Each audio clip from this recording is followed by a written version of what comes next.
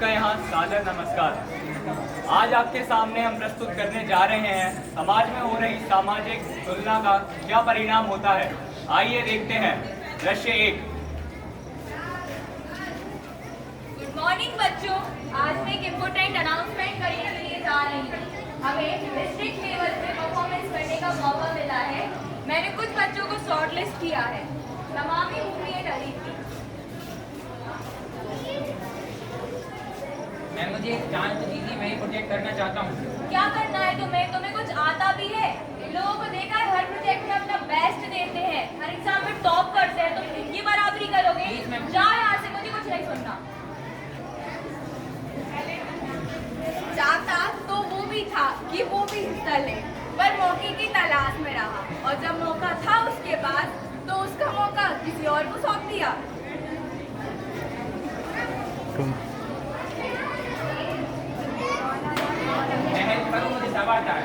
फिर आ गए, तुम्हारी औकात ही क्या है? तुम्हें आता भी कुछ शक्ल लेके तुम करके जो ज्ञान बांटने चले आए हो। चले जाओ इधर से।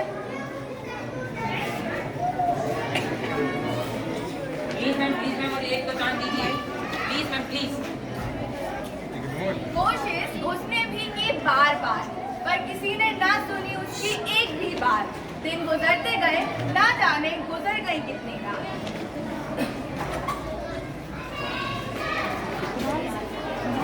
मुझे सब आता है।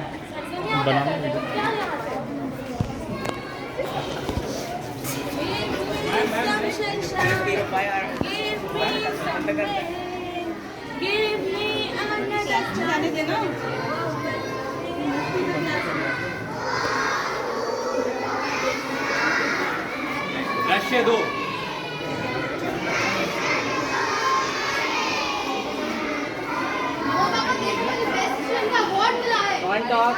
आज अपनी छोटी बेटी पर, और हाँ, दीदी को भी बेस्ट डांसर का अवार्ड मिला है। क्या डांसर का? तुम डांस करके अवार्ड लेकर आई हो? क्या है ये?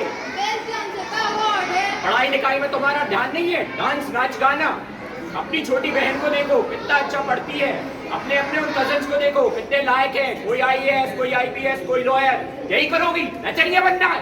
क्या कहेंगे? तुम समाज में हमारी नाक कटवा रही हो। एहसास उसको भी था कि सब एक जैसे नहीं। समझाना चाहा उसने बार बार, लेकिन उसके माता पिता उसे कभी सुने ही नहीं।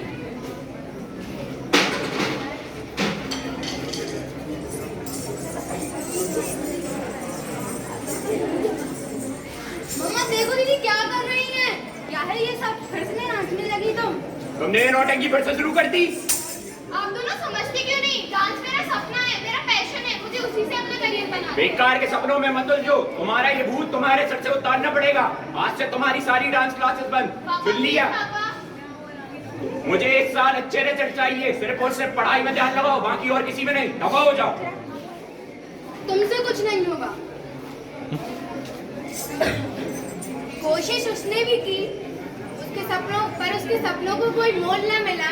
जो खुद के माँ बाप ने ही उसे छोड़ दिया, तो भला करती किससे ये गिला?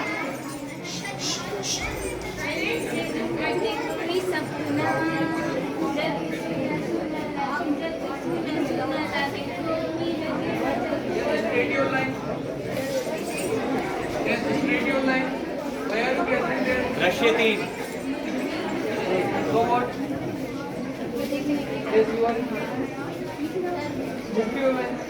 मरियन, हमें हट्टी हवा चल रही है, हमें जाना।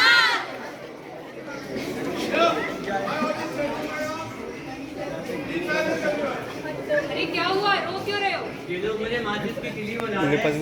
तुम माचिस की तीली नहीं, हड्डी हो। खुश? प्रोटीन शेक पिलाए, हड्डी कहीं का। हर रास्ते पर कोई उसे छेड़ता, पर वो कुछ ना बोलता। माना दिखने में थोड़ा सा पतला है, पर कोई भी ऐरा गहरा कुछ भी बोलकर चला जाता है।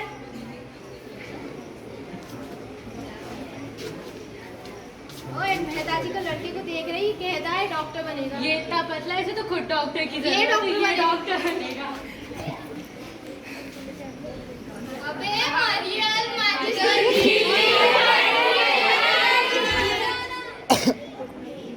बेजुबां कब से वो रहा, बे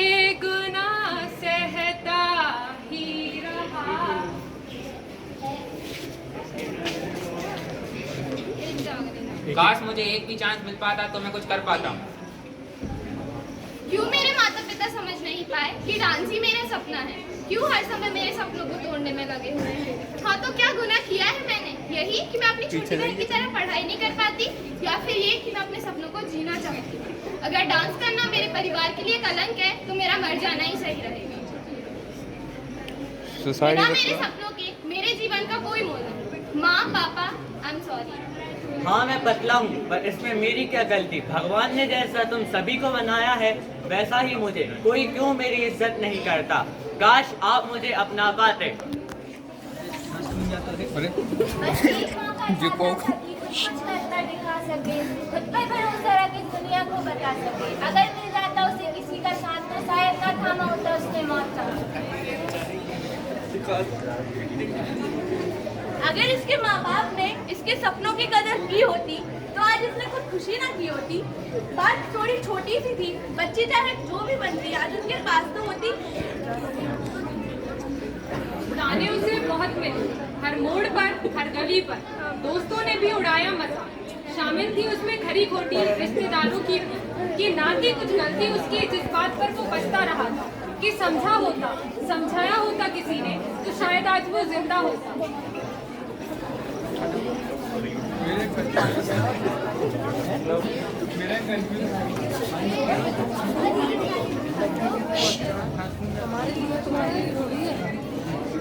अगर उस दिन हमने इनका हाथ थामा होता तो आज ये लोग ऐसे ना होते।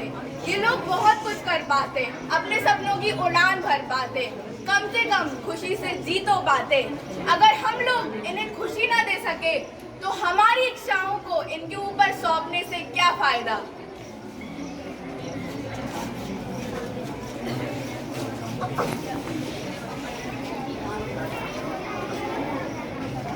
सारी उम्र हम मर मर के जी लिए, एक पल दो अब हमें जीने दो, जीने दो।